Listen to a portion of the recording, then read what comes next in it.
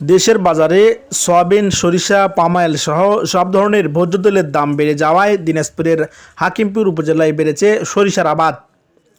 আমন ধান কাটামারাইয়ের পর বাড়তি আয়ের জন্য একই জমিতে সরিষা চাষ শুরু করেছেন কৃষকরা।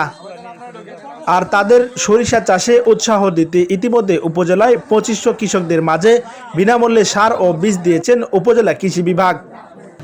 এবং এর থেকে চলিত 2024-2025 অর্থ বছরে সরিষা আবাদের লক্ষ্যমাত্রা নির্ধারণ করেছেন 3214 হেক্টর জমিতে। আচ্ছা, এটা কি না সমস্যা নেই, এটা মিক্স করে ছিটাবো। এই জমিতে ছিটাবেন? আচ্ছা, কতখানি জায়গাতে আপনি সরিষা দিচ্ছেন? জমিতে আর দিচ্ছি ওখানে দিলাম। আচ্ছা আচ্ছা, আমি 2-3 জায়গাত গেলাম ডিলারে, যে কোনো টিএসপি সার নেই, আছে কিনা তা জানে, কিন্তু যা কজি করে না সার নেই।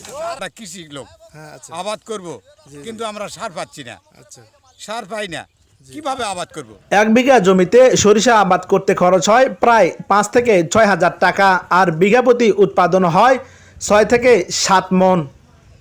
আবহাওয়া অনুকূলে থাকলে আরও ভালো ফলন পাওয়ার আশা কৃষকদের। ধান দিল 1400-1500 টাকা এমন থাকলো না, তাহলে মানুষ তো হলো আবাসবাদ করে। অন্যদিকে কম সময়ে ফলানো সম্ভব হওয়ায় কৃষকরা ঝুঁকছেন সরিষা আবাদের দিকে। দিনাজপুর জেলার হাকিমপুর উপজেলায় চলতি রবি মৌসুমে 24-25 অর্থ বছরে আমাদের সরিষা আবাদের লক্ষ্যমাত্রা নির্ধারণ করা হয়েছে 3214 হেক্টর জমিতে। তার মধ্যে ইতিমধ্যে আমাদের সরিষা ফসলের বীজ এবং রাসায়নিক সার কৃষকদের মাঝে বিতরণের কার্যক্রম পরিচালিত হচ্ছে।